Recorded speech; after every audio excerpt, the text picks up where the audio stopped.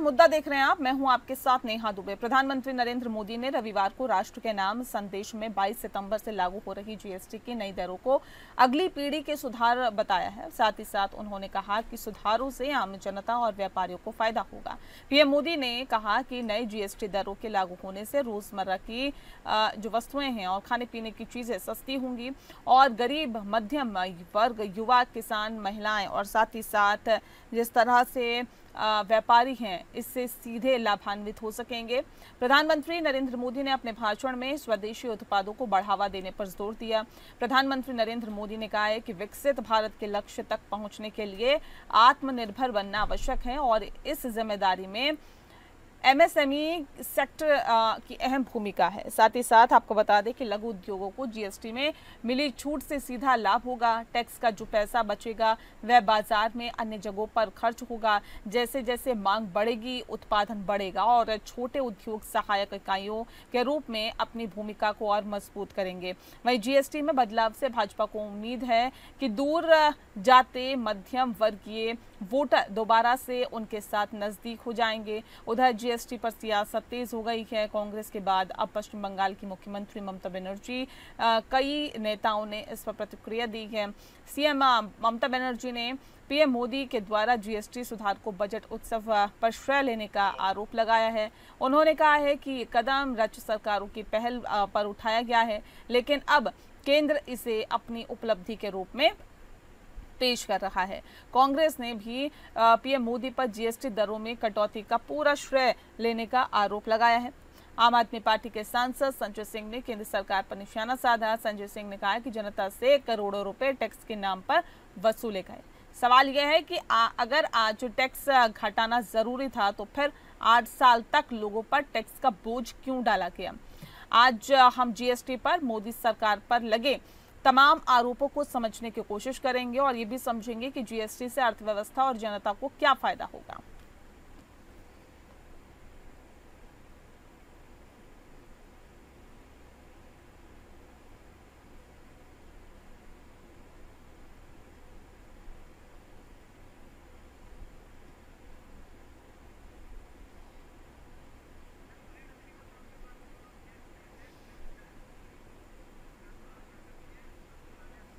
और इस विषय पे तफसील से चर्चा करेंगे। खास मेहमान हमारे साथ मौजूद हैं, उनसे आपका परिचय करा देते हैं। इस वक्त हमारे साथ आर के आर्य जी हैं, अर्थशास्त्री हैं। बहुत स्वागत है आर्य साहब आपका। हमारे साथ शांत प्रकाश जाटव जी जुड़ गए हैं, प्रवक्ता है भारतीय जनता पार्टी के। बहुत स्वागत है आपका शांत प्रकाश जी।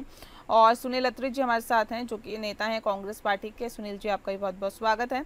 इस खास कार्यक्रम की शुरुआत करते हैं शांत प्रकाश जाटव जी के साथ। जाटव जी, ये बताएं हमें कि ये कहा जा रहा है कि देखिए इससे तो सभी लाभान्वित होंगे। जीएसटी दरों में कटौती अगर इतनी जरूरी थी तो वो 8 साल तक लोगों को क्यों झेलनी पड़ी, ज्यादा पैसे क्यों देने पड़े, ज्यादा दर पर क्यों जीएसटी झेलनी पड़ी। नेहा जी, इसको चूंकि राजनीतिक बात है ये, तो थोड़ा सा राजनीतिक इस पर मैं बता भी दूं कि 70 के दशक में कांग्रेस ने भारत के ऊपर 90 से 95% टैक्स के स्लैब बनाए हुए थे और वो कलेक्शन हुआ करते थे। और इस कारण से सर्वाधिक जो है पैसा वो ब्लैक मनी के रूप में इस्तेमाल होता था। हम लोग आए, उसके बाद में इसमें कमी की गई। आप 90 से 95% देते थे, कोई मतलब तर्क है कोई? और आज जब हमने ये 2014 में मोदी जी ने जब कमान संभाली, तो उस वक्त में उससे पहले के प्रधानमंत्री केवल एक ही बात कहते थे कि मेरे पास पेड़ नहीं है, पेड़ पर पैसा नहीं उगता। हम हर चीज में पीछे थे, हर क्षेत्र में पीछे थे। किसी भी प्रकार के प्रोडक्शन में हम सुरक्षा के जो आयुध है हम नहीं बना पा रहे थे। तमाम चीजों में हमारी हालत खराब थी। दिल्ली देश की सड़कों की हालत खराब थी, लोग गरीबी की स्थिति में रहते थे। उस वक्त में मोदी जी ने अपनी टीम के साथ में आय बढ़ाई और आय बढ़ाने के लिए उन्होंने जीएसटी लागू करके ज्यादा से ज्यादा कलेक्शन आए और जो लायबिलिटीज है देश की उनको हम पहले पूरा करें। और उन्होंने उसको पूरा किया। देश का इंफ्रास्ट्रक्चर, चाहे सड़कें हैं, चाहे रेल है, चाहे टेली कम्युनिकेशन है, चाहे इलेक्ट्रिसिटी है, जिन लोगों के पास मकान नहीं उनको पक्के मकान देना, जिन लोगों के अब मतलब 15 करोड़ लोगों को शौचालय देने पड़े। ये सब चीजें किसकी, पहले की सरकारों की थी ना पूर्ति करने की। हमने वो सब चीजें पूरी की और 80 करोड़ लोगों को अनवरत हम अनाज दे रहे हैं फ्री ऑफ कॉस्ट। इन सब चीजों को जब मैनेज हो गया, पर जनता का पैसा जनता के पास जा रहा है ना, ये आप कह रहे हैं ना, मतलब उसमें भारतीय जनता पार्टी की कहाँ भूमिका है? फिर बोले, क्या बोले? नहीं, मैं ये कह रही हूँ कि जनता का पैसा जनता तक गया ना, यही आप कह रहे हैं कि जनता से लेकर हमने जनता को ही दिया है। हाँ, मैं वही बता रहा हूँ, पहले हमने इंफ्रास्ट्रक्चर एस्टेब्लिश कर दिया। अब क्योंकि अमूमन चीजें जो है वो एस्टेब्लिश हो चुकी है, डेवलप हो चुकी है, तो अब जाहिर सी बात है कि वो टैक्स जो है उसमें रियायत भी दी जानी चाहिए, तो वो रियायत दी जा रही है। ये भारत में पिछले 70 साल में पहली मर्तबा हुआ है कि चीजों की कीमत कम की गई है।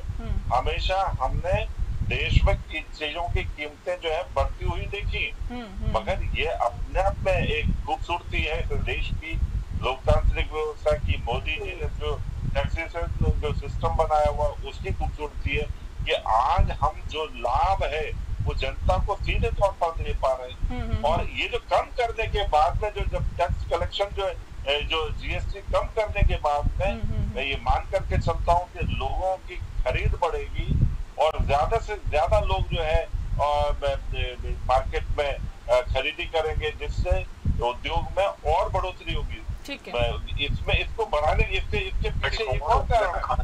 ठीक है, मैं लौटती हूँ सर, मैं लौटती हूँ फिर से आर्य जी का रुख कर लेती हूँ, फिर मैं आपका रुख करूंगी दोबारा। आर्य साहब, ये अर्थव्यवस्था के लिहाज से कितना जरूरी कदम था जो सरकार की तरफ से अभी फिलहाल उठाया गया है?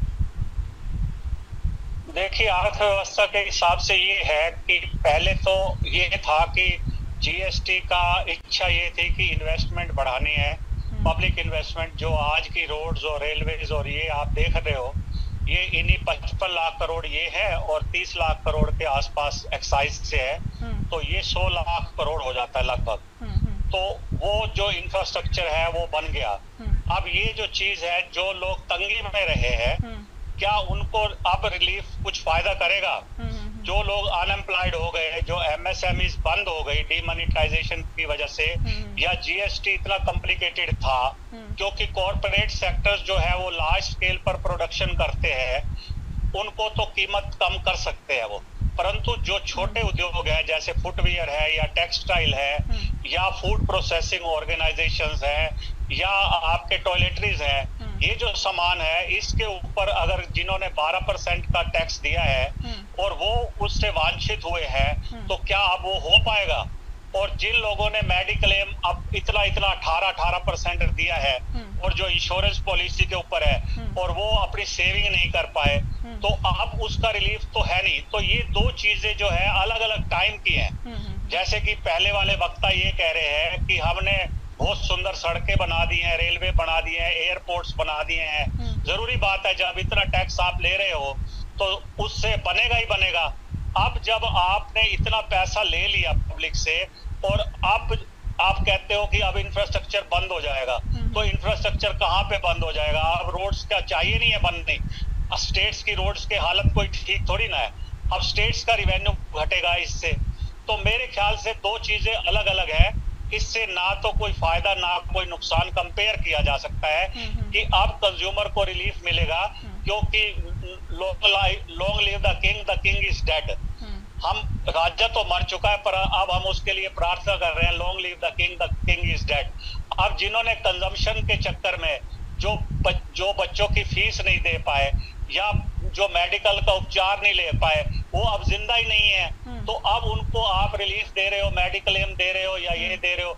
मेरे ख्याल से इसका अब कंपैरिजन का तो कोई मतलब नहीं बनता, पर अगर आप इस टाइम पे रिलीफ मानेंगे तो जरूरी बात है कि 2.5 लाख करोड़ की कंजम्पशन जो है वो बढ़ेगी।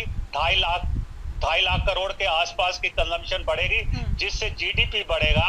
परंतु अब सवाल ये है कि जो एमएसएमईज बंद हो चुके, क्या वो अब चालू हो पाएंगे? बिल्कुल, बहुत सारे सवाल है सर ऐसे जो खड़े होते हैं। मैं शांत प्रकाश जाटव जी का रुख करूंगी, उससे पहले अत्रे जी का रुख कर लेते हैं। अत्रे जी, सवाल इस बात को लेकर कि क्यों आप लोगों को ऐसा लगता है कि सरकार सिर्फ होड़ लेने की कोशिश कर रही है, जो अभी तक जो है जीएसटी इतना पैसा लोगों से ऐंठ लिया गया, और जिस बात का जिक्र अभी आर्य साहब कर रहे थे कि एमएसएमई जो बंद हो गए हैं, जो अब जिंदा ही नहीं रहे, क्या वो दोबारा जिंदा हो पाएंगे? क्या ये राहत उन लोगों के लिए कितना जरूरी थी, या क्या क्या इसके मायने हैं?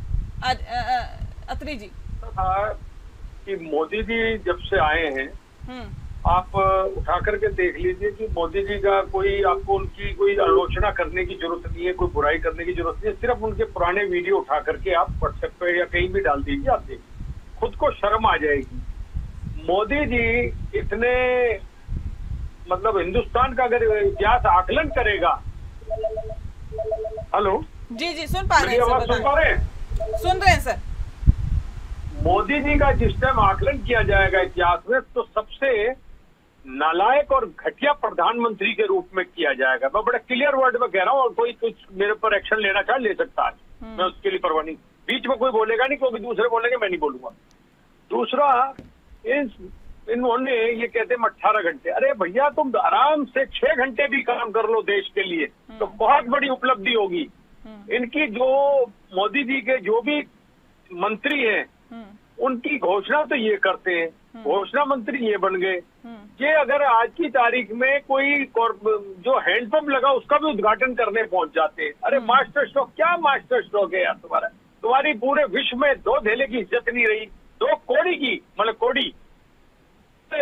ये जो जीएसटी का, इसमें क्या करा आज जीएसटी का? मैं एक्चुअली क्या है, मैं कांग्रेस से भी हूँ और all India goods transport association है, मैं उसका अध्यक्ष भी हूँ। जीएसटी में जितनी चोरी हो रही है, मैं उसका बयान नहीं कर सकता आपको। मैंने रोजाना गुजरात के अंदर जो इसके इन्फोर्समेंट कमिश्नर हैं, मिस्टर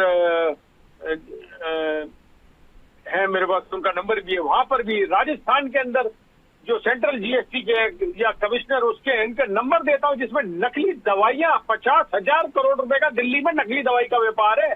जिस दुनिया में घूम रहे हो, वो टैक्स देंगे तुम्हें क्या? तुम बातें कर रहे हो। अरे भाई, तुमने कापी पेंसिल का जो रॉ मेटेरियल उस पर तो लगा दिया 18%, और उसको कर दिया टैक्स फ्री। तुम बेवकूफ बना रहे हो जनता को, और कुछ नहीं कर रहे हो। इससे किसी को भी एक धेले का कोई फायदा नहीं होगा। और मोदी जी सिवाय लोगों को, जैसे इनके आरएसएस वाले बेवकूफ हैं, ये आम जनता को भी बेवकूफ समझते हैं। क्योंकि जितनी भी संस्थाएं हैं, चाहे वो सर्वोच्च न्यायालय है, चाहे वो इलेक्शन कमीशन है, चाहे वो और भी वो है। अभी मेरे पास वीडियो आया है, वो मैंने उसको काफी वायरल किया। उसमें प्रसून जोशी जो है वहां गए, वहां पर बीएलओ जो है वो नकली वोट बना रहे हैं, बैठ करके वही साइन कर रहे हैं। अरे भाई, मैं कहता हूँ इलेक्शन कमीशन को तो शर्म रही नहीं, ना चुनाव आयोग, ये तो बहुत बेईमान और घटिया किस्म के। जवाब दे दीजिए, देखिए बहुत सारे सवाल उठ रहे हैं। देश में जो जैसा हो रहा है, सारे के सारे इंस्टीट्यूशन बर्बाद कर दिए इन लोगों ने। जितनी चोरी जीएसटी में स्टैंप में हो रही है, मैं बता नहीं सकता। बड़ी बड़ी कंपनियां कर रही है। मैंने इनके खिलाफ सीबीआई तक में भेजा है। ठीक है जाटव जी, जवाब। लेकिन कोई एक्शन नहीं। ढाक के 3 बात, लोगों को बेवकूफ बनाते हैं, लोगों को इन्होंने कमर तोड़ दी, लोगों के मंगलसूत्र भी को छोड़े। आप अपने स्टाइल से जवाब दीजिए ना, जैसे देते हैं। हेलो, सुनिए, आप सवाल का जवाब सुन लीजिए। आप लोगों ने सवाल खड़े किया ना, आप जवाब ले लेते हैं भाजपा के प्रवक्ता से जल्दी से। ये व्यक्ति जिस बेशर्मी के साथ में बात कर रहा है, इस आदमी ने एक बीड़ा उठा रखा है केवल कांग्रेस की बात करने की। एक बात का ध्यान रखना, मेरे पर पर्सनल नहीं बोलेंगे, सुनेंगे आप। मेरे लिए नहीं ऐसे नहीं, पर्सनल नहीं सर, पर्सनल नहीं, प्लीज। ये बेशरम खुद है, ये मोदी का चमचा होता है, जो मुझे कह रहा है आलोचना सुनने की तुम्हें हिम्मत नहीं है, बकवास कर रहे हो। सुनील जी, नहीं ऐसे नहीं, प्लीज देखिए, प्लीज नहीं, डिबेट की मर्यादा को बनाए रखें। नेशनल चैनल पे आप लोग बैठे, प्लीज। सुनील जी, आपने नहीं, आपने बोला तो किसी ने नहीं बोला ना, बीच में नहीं बोला ना, प्लीज अब सुनिए ना। नहीं, पर्सनल नहीं, शांत प्रकाश जी, पर्सनल नहीं जाना प्लीज। नहीं, पर्सनल नहीं बोलना, पर्सनल नहीं बोलना। वाहियात बातें कर रहा है। नहीं, ठीक है, मालूम है नहीं कुछ। शांत प्रकाश जी बताएं। पर्सनल नहीं बोलना,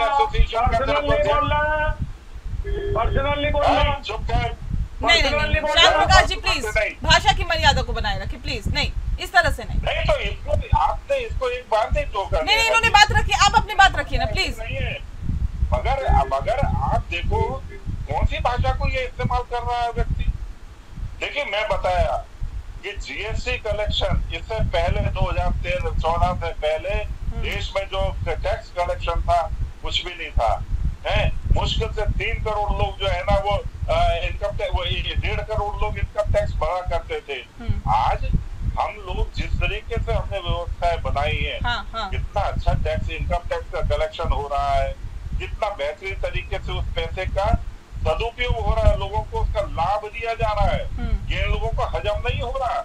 आज जिस तरीके से हम टेलीकम्युनिकेशन पे बातें कर रहे हैं, आपको मालूम है 360 रुपए 3 GB डाटा मिला करता था 2013 में।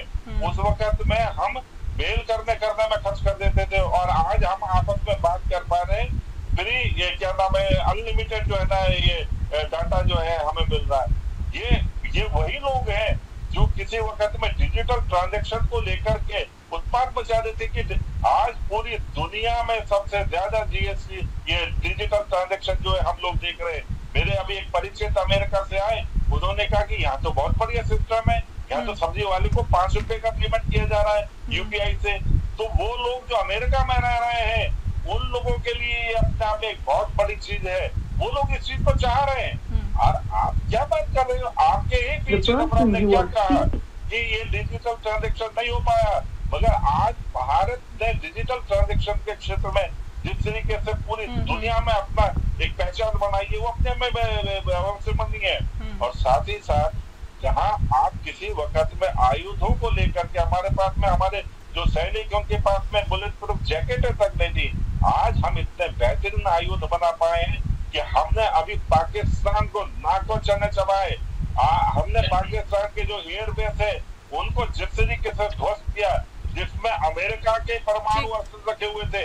आज अमेरिका परेशान किस लिए, इसी कारण से परेशान है। और अमेरिका को सपोर्ट करने वाले ये जो कांग्रेसी टुच्चे हैं वो भी परेशान है, जो वाहियात तरीके की बातें कर रहे हैं। आज इनके पास में बातें करने के लिए शब्द नहीं है, इसलिए ये बदतमीजी से बात करने शुरू हो गए। ठीक है, बदतमीजी से नहीं बात करनी है सर, भाषा की मर्यादा को बनाए रखना है। और यही बताता है कि दरअसल आपकी पार्टी का क्या लाइन और लेंथ रहता है और किस तरह से वहाँ पर भाषा का इस्तेमाल किया जाता है। इसलिए आप सभी से अनुरोध है कि जब प्रोग्राम होता है, टीवी डिबेट होता है, उसमें भी भाषा की गरिमा को बनाए रखें। देखिए ये कह रहे हैं कि जब जरूरत थी तब तो हमने टैक्स वसूला, अब लगता है कि इंफ्रास्ट्रक्चर पूरी तरह से बेहतर स्थिति में है तो इसलिए हमने राहत भी दे दी। अब जहाँ पे जरूरत है वहाँ पर तो लिया ही जाएगा ना।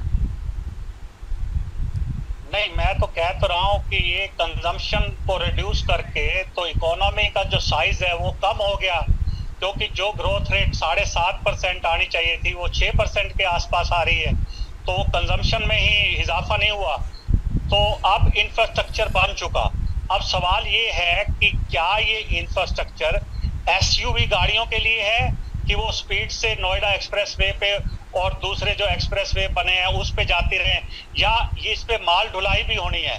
आप भी खुद ही देख लीजिए उस सड़क पे खड़े होके कि कितनी माल ढुलाई हो रही है या कितना माल बनना शुरू हुआ है, कितना पंजाब, हरियाणा, उत्तर प्रदेश में माल बनता है और वो तमिलनाडु जाता है या फिर दूसरी स्टेट्स में जाता है। तो वो तो अभी भी उसका जो सहारा है वो गुड्स ट्रेन है। तो कुल मिला के इस इंफ्रास्ट्रक्चर का किसको फायदा हुआ है? उन्हीं को फायदा हुआ है जो टोल के 350-400 रुपए दे सकते हैं। और दूसरा जो साइकिल पे चलने वाले थे वो रोड साइड के जो ढाबा थे वो तो अब बंद हो गए, क्योंकि वो अगर इंफ्रास्ट्रक्चर बना है उनके लिए तो कोई स्थान नहीं है।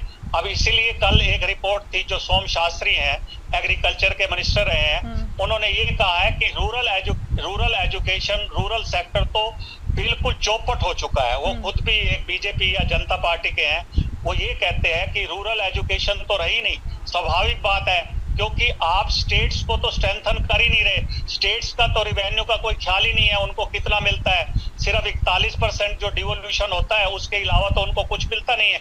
और जो सेस आप पेट्रोल के ऊपर 28 रुपए प्रति लीटर लेते हो और उसमें आपने 30-35 लाख करोड़ रुपए कमाए हैं और 55 लाख करोड़ रुपए जीएसटी से कमाए हैं, तो उसमें कंजम्पशन कहाँ बचेगी? अब जो लोग पहले स्कूटर पे चलते थे अब वो साइकिल पे आ गए। जो साइकिल पे चलते थे वो आप देख ही रहे हो, रोड एक्सीडेंट इतने ज्यादा हो चुके, वो साइकिल पे अब चल नहीं सकते।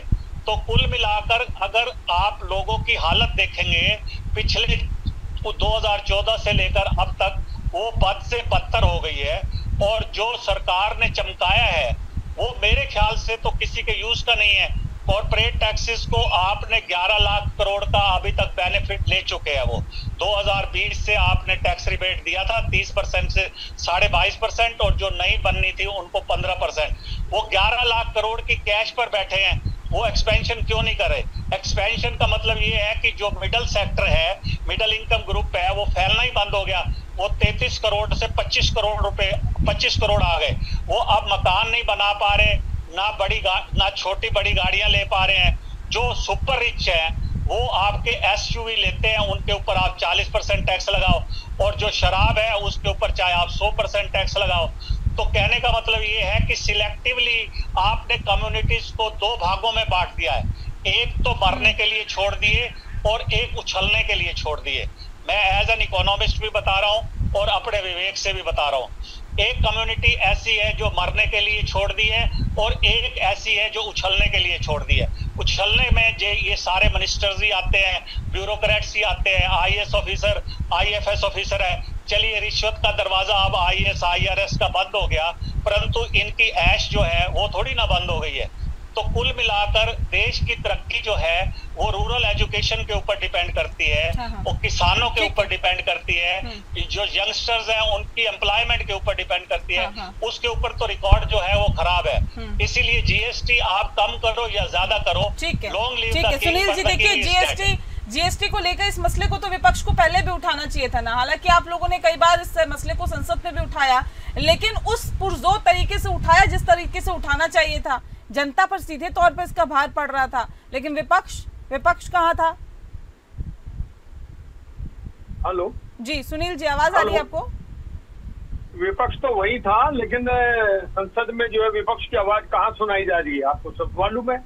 जो वहां पर बैठे हैं श्रीमान लोकसभा अध्यक्ष, उनका क्या रहता है विपक्ष के साथ, क्या उनका सौतेला व्यवहार है, वो आपके सामने है सारा। अगर किसी ने कोई वक्त दे दिया तो आपने देखा ना उपराष्ट्रपति की क्या हालत करी है, हैं? और जो ये गुणगान कर रहे हैं जीएसटी का विरोध जब लगा रहे थे डॉक्टर मनमोहन सिंह, तब इन्होंने विरोध किया था मोदी ने, और उसके बाद जीएसटी लगाया, और जीएसटी लगा के वो कर दिया। ये इन्होंने देश बर्बाद कर दिया। 2000 पहले इन्होंने नोटबंदी करी और उस 2000 के नोट को स्टार्ट किया 1000 का बंद करके, और उसके बाद वो 2000 का नोट भी 8 साल में बंद कर दिया। इनके कार्य जो है वो सारे बेवकूफों की तरह हैं, और उस बेवकूफी में ये अपने दोस्तों को फायदा पहुंचा रहे हैं। बातें जो है ये इस टाइप के करते हैं, गुमराह करते हैं। ये बात कर रहे हैं पाकिस्तान को हमने नाको चले, अरे हाँ वो तो हमने देखा था, कराची पे कब्जा हो गया था, लाहौर पे कब्जा हो गया था, और वो जो है जनरल मुशीर जो है वो अपना बंकर में छिप गए थे, देश का प्रधान भी छोड़ के भाग गया था। तो ये तो हरकतें रही हैं उन टीवी चैनलों के खिलाफ। इन लोगों ने क्या करा? सूचना प्रसारण मंत्रालय ने क्या करा? कुछ नहीं करा। ये सब के सब भ्रष्ट है, महाभ्रष्ट है। इनके अपने बीजेपी के ऑफिस देखिए, कई 100 करोड़ के बन रहे हैं। आरएसएस वाला जो है, इनकी कोई रिटर्न फाइल नहीं होती, कोई लेना नहीं देना नहीं, हजारों करोड़ का झंडे वाला में इन्होंने अपना इमारतें खड़ी कर दी है। ये पैसा 2 नंबर का कहाँ से आ रहा है? आज गौ मास में हमारा देश 2 नंबर जीएसटी लेकर आरएसएस के कार्यालय बनवा रहे हैं लोग। और जीएसटी में लोगों का इन्होंने खून चूसा। हाईवे की जो हालत है वो कितनी, हाईवे देख लिया हरियाणा के अंदर, आप सड़कों का अंदर देख लो, टूटी पड़ी है। कार्यक्रम के आखिरी पड़ाव में हूं, जल्दी से जवाब दे दीजिए। कहाँ जा रहा था पैसा?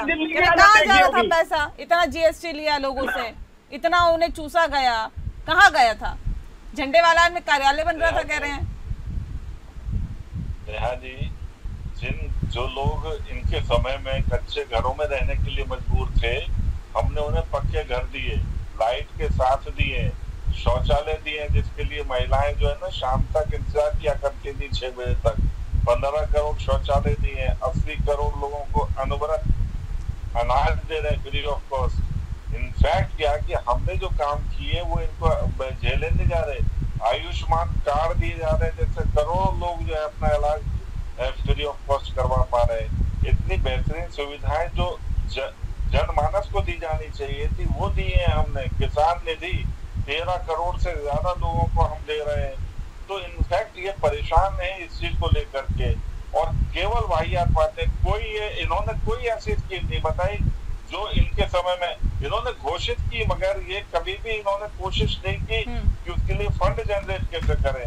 आज हम हर क्षेत्र में उन्नत हैं। आज हम जो सेना है, सुरक्षा के लिए हम कितने बेहतरीन। चलिए सर, देश की जनता देख रही है कि आपने क्या किया था, क्या किया है अभी तक और अब क्या कर रहे हैं, और अगर पसंद आएगा तो जाहिर तौर पे उसका इनाम देगी और नहीं पसंद आएगा तो उखाड़ के फेंक भी देगी। बहुत शुक्रिया आप सभी मेहमानों का हमारे साथ इस खास चर्चा में शामिल होने के लिए। मुद्दा में फिलहाल इतना ही। नमस्कार।